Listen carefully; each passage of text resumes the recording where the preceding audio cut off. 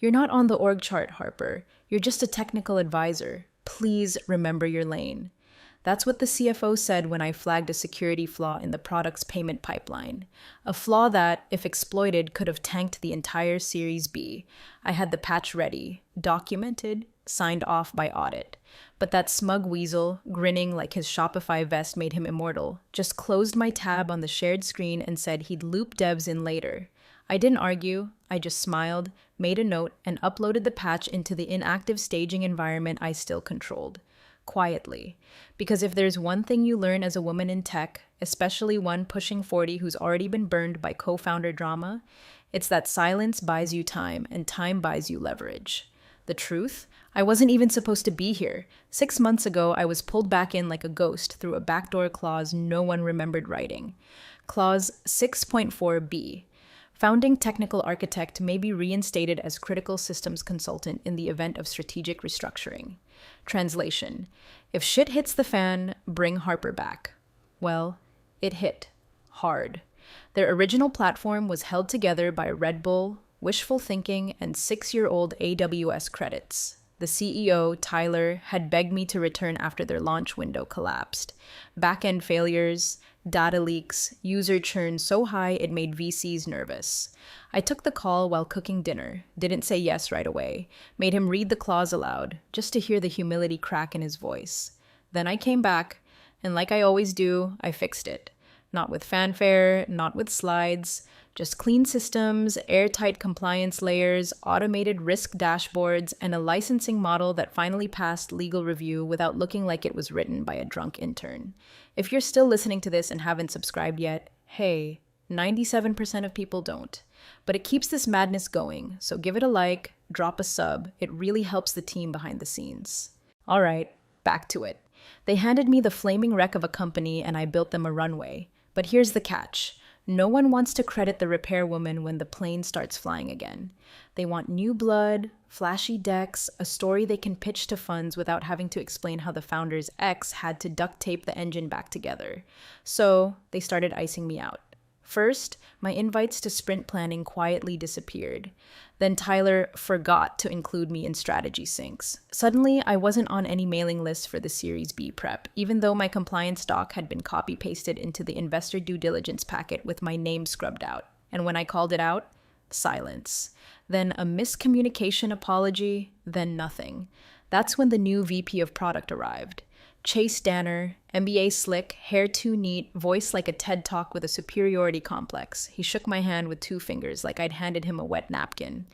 I've heard something about your contributions, he said. But moving forward, let's keep it high level, yeah? We don't want to bore investors with code. I looked at Tyler, who just nodded along like a bobblehead with guilt. Whatever helps, I said, and walked out. But I didn't walk far, just far enough to buy time. Because while they were busy playing politics, I was still under contract. And more importantly, I'd rewritten their infrastructure in a way that made me essential. They didn't even know how much of it I still quietly controlled. But they were about to find out. The first time I met Chase Danner, he wore loafers with no socks and clapped after his own joke. Said something about disrupting disruption, then laughed like he'd solved global warming. Tyler introduced him with too much eye contact and not enough shame. Chase is going to bring a new polish to our process, he beamed. Help us level up the narrative. Narrative, not product, not infrastructure, not stability, narrative. Translation. We're throwing lipstick on a pig and hoping the VCs are too hopped up on catered espresso to notice the snout. Chase pulled me into a one-on-one that same day. Said it was a sync, but really it was a performance review I never signed up for. Look, Harper, I respect the groundwork you've laid, he said, which is corporate for I'm about to dismiss you. Then he hit me with the punchline. But your segment in the pitch deck, it's too in the weeds. No one wants to hear about encrypted license trees or zero trust frameworks. These investors want story, vision, not a postmortem from a DevOps boot camp. He was so proud of himself. Sat back like he expected me to high-five his insight. I just blinked, slowly, then asked, and who's overseeing the risk declarations in the compliance packet? He blinked faster than I did. Legal? Nope, I said, and stood up. The next morning, I opened the deck folder to prep for a walkthrough with our lead investor, Priya Shore. My section, originally 15 minutes of core system walkthrough and risk audit clarity, had been gutted. 5 slides remained. One was just a stock photo of a rocket. My notes? Gone. Voiceover timing rewritten by Chase without telling me. I didn't rage, didn't even email. I opened a separate tab, restored my original version, and uploaded it to the hidden backup instance of the deck I maintained for exactly this kind of stunt. It was synced with the investor call link, pre-authorized through my sandbox environment. Unless someone manually overrode the routing, the system would default to my copy. They didn't know that, because they didn't bother to ask how any of it actually worked. Meanwhile, Tyler was off shaking hands and Chase was doing LinkedIn self-congratulations, bragging about product leadership at the intersection of vision and execution. I swear these people treat buzzwords like seasoning. Dump on enough and maybe you won't notice the chicken's raw. But buried in their beloved Series B term sheet, page 12, subsection 5.1, footnote B, was a quiet little clause. Product and compliance demo must include contributions from designated system architect Harper Reeves, classified as mandatory contributor for term sheet validity. Legal language. Dry, dull, deadly. The kind of thing no one reads because it doesn't have a chart or a pull quote. But I'd written it. And more importantly, I'd negotiated to keep my name in that clause when I came back. They were too busy swapping slides to notice. Too busy selling narrative to remember who built the damn narrative engine. So I waited. Not like a deer, like a fuse. The call had that brittle, artificial cheer companies force feed into high-stakes investor demos. Everyone in suits. Everyone pretending. Tyler opened with his usual nervous energy, throwing around phrases like hyper-growth trajectory and user velocity, which, to be clear, meant absolutely nothing. Priya Shore was already sipping from a mug that said, data or it didn't happen. Her face didn't move once.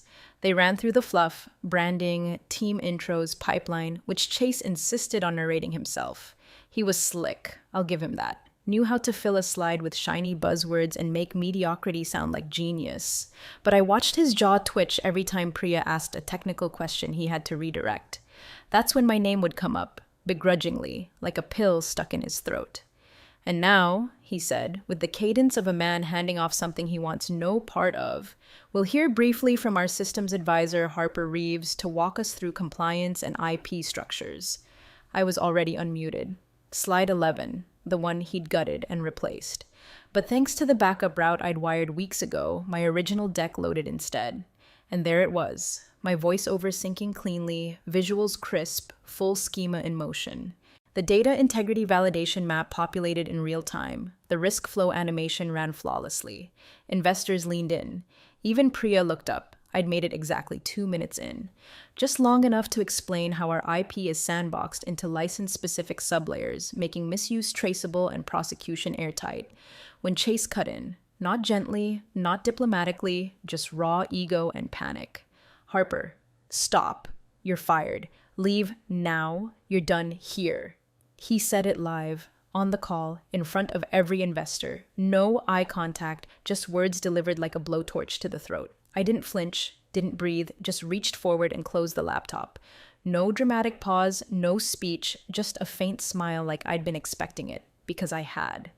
I stood up, walked to the window of my apartment, watched a bird land on the neighbor's AC unit, then pulled out my phone and sent one text to my lawyer. Trigger clause 8.2b. No emoji, no explanation. He'd know what it meant.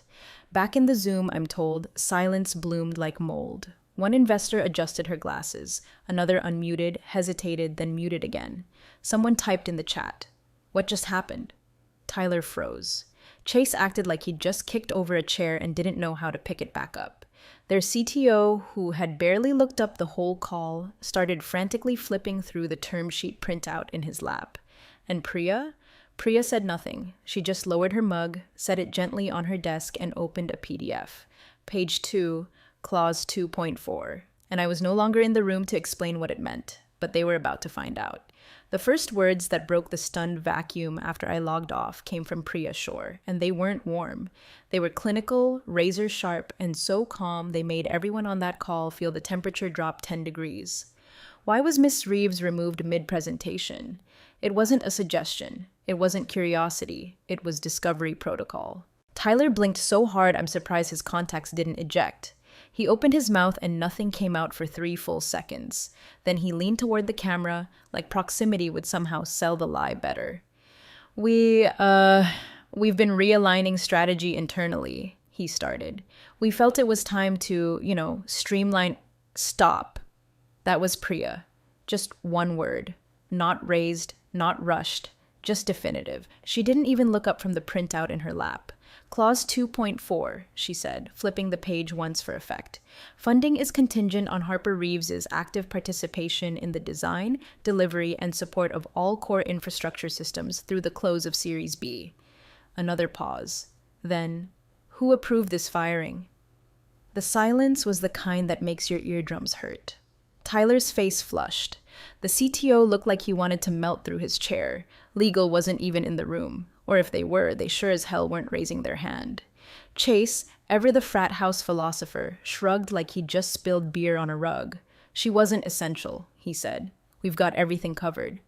That was the moment Priya took off her glasses. If you've ever seen an investor remove their glasses mid-call, you know.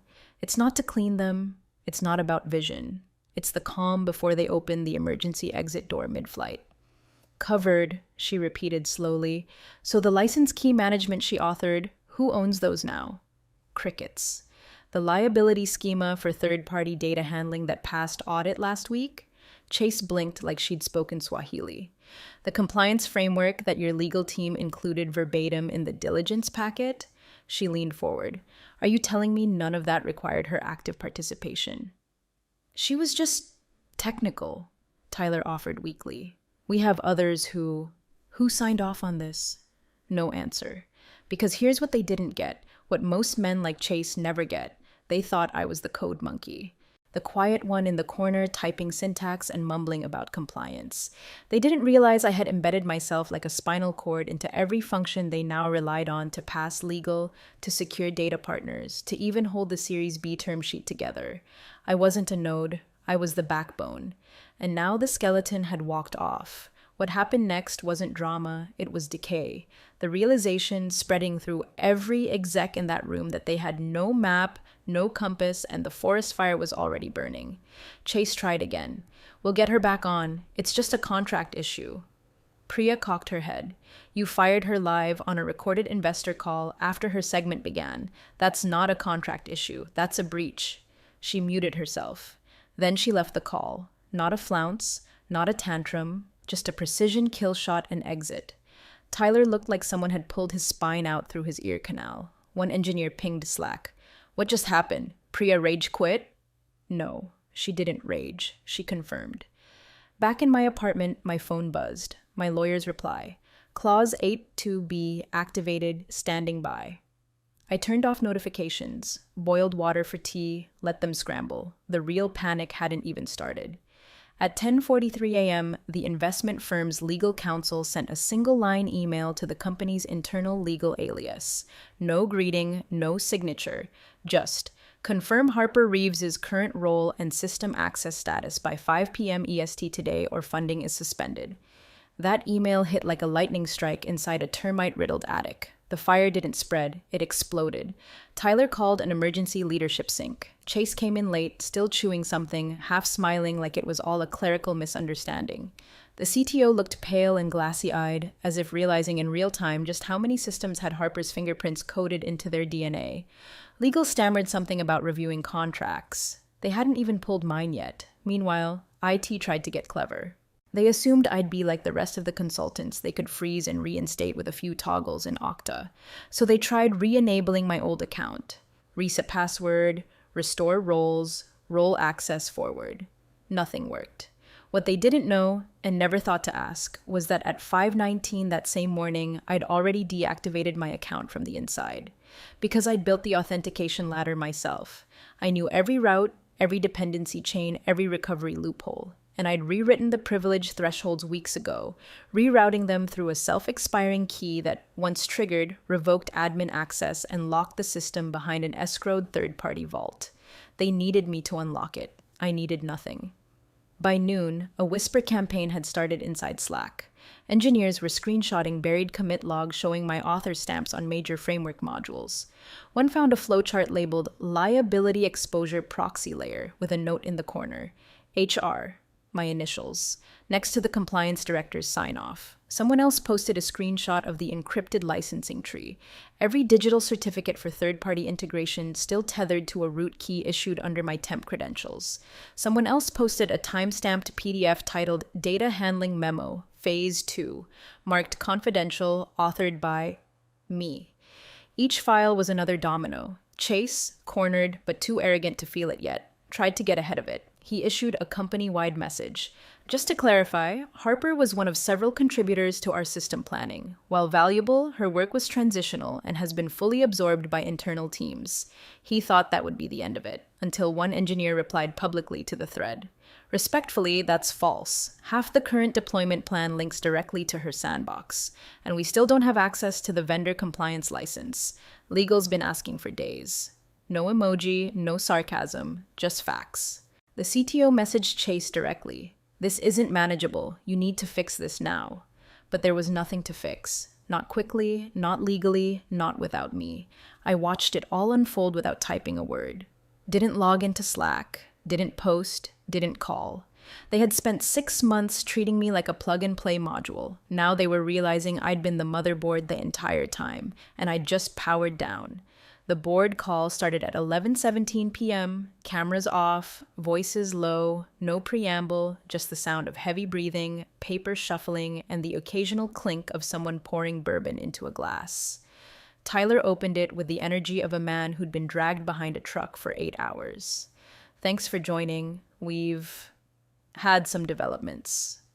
Understatement, growled the director of ops. You torched our funding call midstream and terminated a named clause contributor. We're lucky Priya hasn't filed an injunction. The general counsel cleared his throat like he wished he could legally dissolve into mist.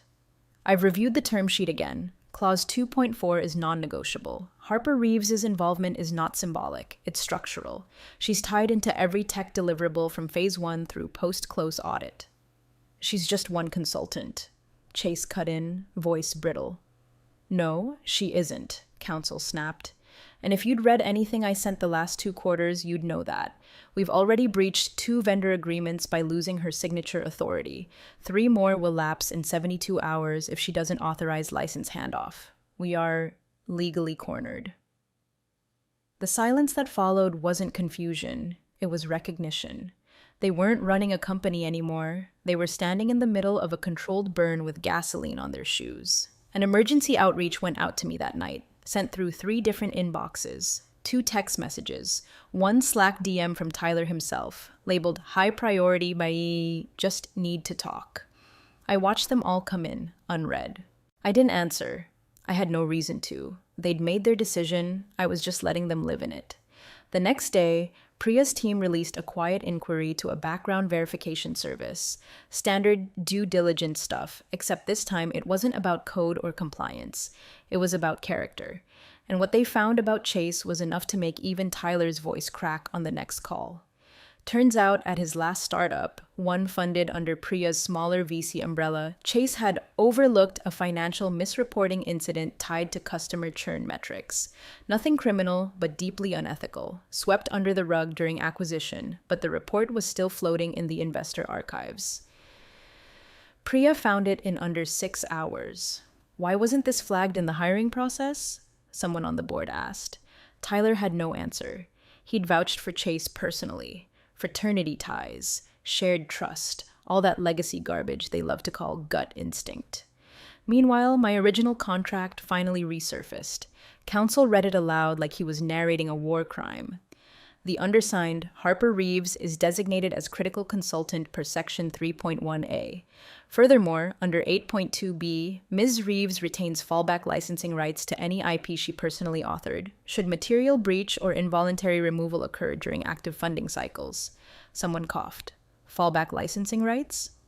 It means, counsel said, flat and grim. She owns it. Not exclusively, but enough that we can't deploy, license, or modify any of her systems without her express consent. She built her own kill switch.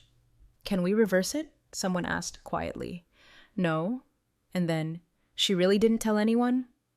She didn't need to, counsel replied. We signed it. It's on record. We just never expected her to use it. Tyler sank further into his chair. Chase had gone silent, the kind of silence that leaks sweat through your shirt. They'd built a pitch without reading the instruction manual, and now the hands that wired the entire machine had walked out with the only copy. The call with Priya was scheduled for 6:30 a.m. sharp. No calendar invite, just a short message from her executive assistant. Ms. Shore requests a private conversation. Direct line, no intermediaries. I answered on the first ring. Harper, she said, her voice cool, composed, not pretending this was friendly. I've read every document, every commit log, every clause. I know what you did. I didn't apologize. I didn't thank her. I just said, then you understand why I left.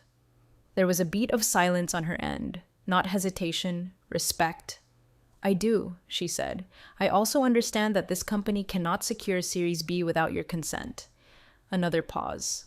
I'd like to offer a solution. No titles, I replied. No team management. I'm not coming back as an employee. Priya didn't object. I want full licensing rights, non-transferable, contracted through my own LLC. I remain an external asset, not a staff member. Every line of code, every data structure I authored stays mine unless sublicensed explicitly. Understood, she said. I want retroactive payment, double what I was promised in the original consulting contract. Full back pay, no negotiation. Done. Chase is gone, effective immediately. He resigned this morning. I want Tyler out. CEO title vacated. I don't care who replaces him, but he's done. Another breath. Board vote already passed. He's out. We're moving forward with interim leadership. And finally, I said, letting my voice rest at full volume for the first time all week, any system or product dependent on my infrastructure moves forward only with my written approval. No overrides. I want final sign-off authority written into the license agreements for anything touching compliance, access control, or deployment. I heard her exhale, not in frustration, but like someone taking their hands off the wheel and realizing it's finally safe. Not revenge? She asked. No, I said. Control. A moment passed. Then, all of it. Done. No ceremony, no legal tug of war, just clean, surgical execution. We ended the call without small talk. No congratulations. No great to reconnect. Just the unmistakable sound of a balance shifting. Within the hour, my new contract was in my inbox. PDF, notarized, time-stamped. The transfer of IP licensing rights was formalized under a new entity I'd set up months ago. Quietly, preemptively. The logo was simple, just a single letter and a line. Because this wasn't about branding, it was about leverage. The company didn't belong to me, but its future ran through my desk now. I didn't return to the office. I didn't ask for a welcome back. They'd made that impossible. I didn't need a chair at their table. I'd built the foundation underneath it. The press release dropped at 7:01 a.m. on a Tuesday, buried under a wave of fintech funding headlines, but anyone paying attention felt the shift. The title was polished PR nonsense, leadership restructure, and strategic realignment, but the subtext was blood in the water. No quotes from Tyler, no mention of Chase, just a sterile paragraph announcing an interim leadership team and new compliance-led oversight practices. The kind of language that only surfaces after someone with real power says, "Clean house. Now." Internally, the reaction split. The old guard, those who'd played ping-pong with Tyler and laughed at Chase's pitch deck puns, either clammed up or quietly jumped ship. The engineers? They started unarchiving old threads with my name on them, threads that now read like prophecy. Meanwhile, Chase deleted his LinkedIn in the middle of the night. His last post, a smug selfie with the caption, "Building Legends from the Inside," was gone. Scrubbed. No goodbye, no announcement, just digital vapor. Tyler, ever the coward, didn't even offer an exit interview. According to Slack whispers, he told the board he needed a mental reset and fled to some forest-drenched wellness retreat in Oregon where rich men pretend ayahuasca can erase failure. He's probably journaling in a yurt right now, writing affirmations about reclaiming founder energy. And me? I didn't show up. Not physically. My return came through a shell entity, NVS 42 Solutions LLC. No logo, no employee list. Just one binding function: exclusive licensor of all infrastructure code authored by Harper Reeves between Q2 and Q4 of the current fiscal year.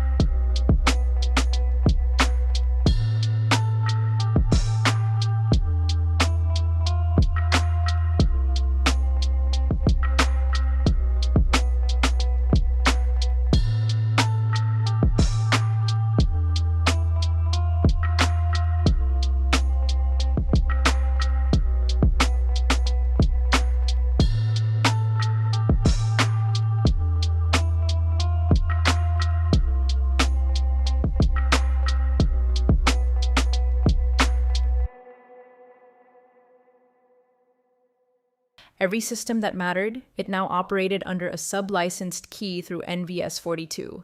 Access required my sign-off. Deployment required my signature. The company couldn't push an update without my green light. They didn't even get to say my name anymore, just our external compliance architecture partner. Let them explain that on their org chart. The first investor call post-chaos was delicate. Cameras on, smiles too wide, acting like the building hadn't just been fumigated from the inside out. Priya led it with calm precision, laying out a new roadmap filled with phrases like maturity framework and risk-aligned growth. Then, halfway through, she said, "And now we'll return to the technical compliance overview led by our licensed systems architect." She didn't say my name. She didn't need to. I unmuted. The waveform pulsed. "Let's proceed from slide 11, I said, voice even, unaffected, where I left off. And then I spoke. Clean, sharp, just facts. No preamble, no emotion, just structure, assurance, and exactly the kind of language that makes venture capitalists feel like their money's been blessed by a deity with a legal pad. When I finished, I clicked mute. No one said a word. Not Priya, not the interim CEO, not the investors, not a single throat cleared or keyboard tapped. It was the kind of silence that isn't awkward. It's reverence. Not for me, but for control. Because they all understood now, this wasn't my comeback. It was my confirmation.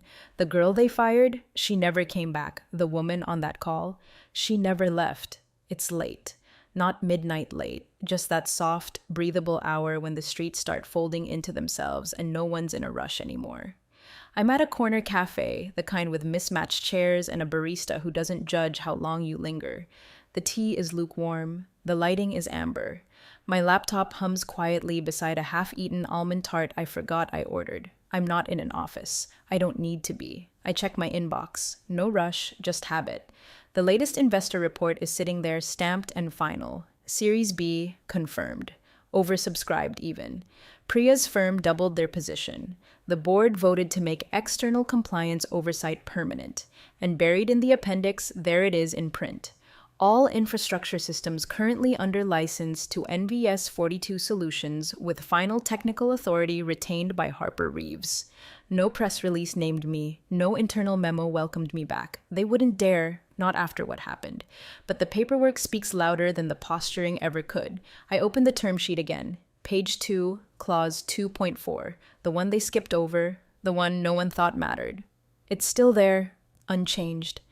Funding contingent on Harper Reeves's active participation. Funny thing about clauses, people only care when they break them. I'd built it like a landmine, buried, dormant, silent, until someone stomped hard enough to set it off. My phone buzzes. It's a number I recognize but haven't saved. I don't need to. The message is short. You made your point. You're in charge now. I stare at it for a moment. No emoji, no signature, just reluctant surrender written in the language of cowards. I don't reply. What's there to say? I close the laptop, lean back in the chair, and sip my tea. It's gone cold, but it's quiet here. Clean. No pitch decks, no Slack pings. No one telling me to make myself smaller so their egos can fit in the frame. They cut my mic. I rewired the soundboard.